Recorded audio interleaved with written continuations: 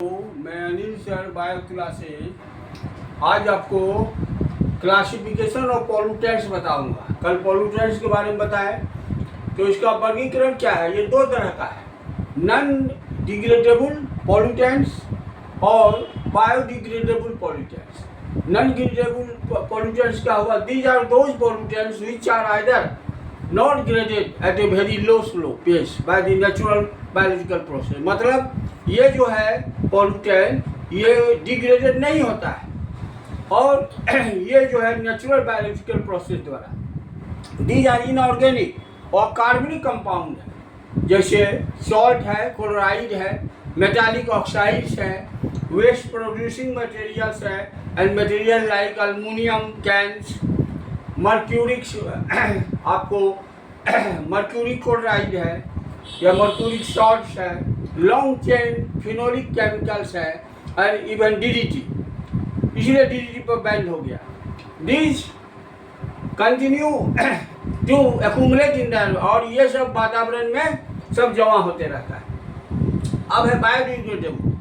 These include domestic sewage, इसमें घरेलू जो गंदगी होती है, दैट इजीली डिकम्पोज, ये आसानी से जो है डिकम्पोज होता है under natural process and can be rapidly decomposed by some artificial methods.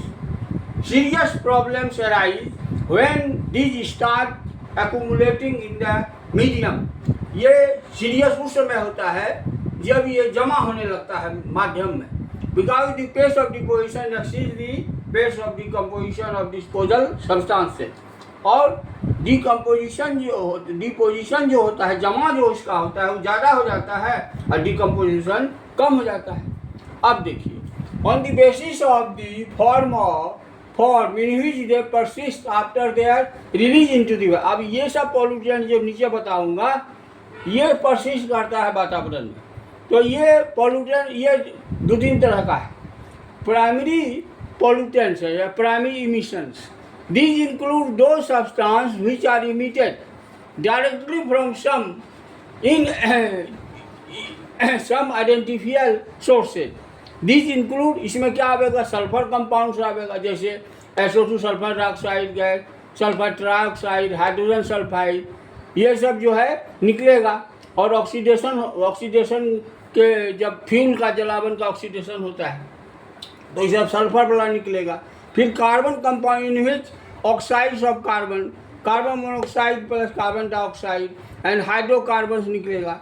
और hydrocarbons are produce in the incomplete combination of gasoline का जो अपूर्ण कंबशन होता है। फिर नाइट्रोजन कंपाउंड, इसमें आपको नाइट्रोजन डाइऑक्साइड और अमोनिया आता है। हेलोजन कंपाउंड आता है, hydrogen fluoride and hydrochloric acid HCl। These are produced from metallurgical and chemical industry के में निकलता है वेस्ट मटेरियल के रूप में। फिर आपको सेकेंडरी पॉल्यूटेंट्स है, जो फोटोकेमिकल रिएक्शन होता है किसमें, तो आपको नाइट्रोजन ऑक्साइड और आपको वेस्ट हाइड्रोकार्बन से गैसोलाइन बनाता है, जिसमें कि पैन रहता है, पेरो एसिटल नाइट्रेट रहता है और ओजोन रहता है। तो ये सब बहुत घातक है। इसका मैं बहुत सीरियस जो है ये आपको वातावरण के लिए बहुत ही खतरनाक बात है। मैं और पॉल्यूटेंट्स का वर्णन आगे करूँगा। Thank you.